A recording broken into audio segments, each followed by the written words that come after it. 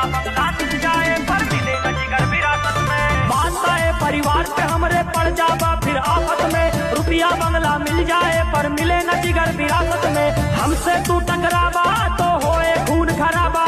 Court कचहरी बाद में 108 पे लग के जावा। जब हमसे भिड़वा बाबा तो सीधा ऊपर जावा।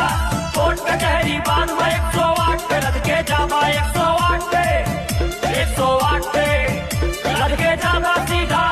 108 पे 108 पे में रुपया बंगला मिल जाए पर मिले न जिगर विरासत में। बादशाह परिवार पे हमरे पड़ जावा फिर आफत में। रुपया बंगला मिल जाए पर मिले न जिगर विरासत में।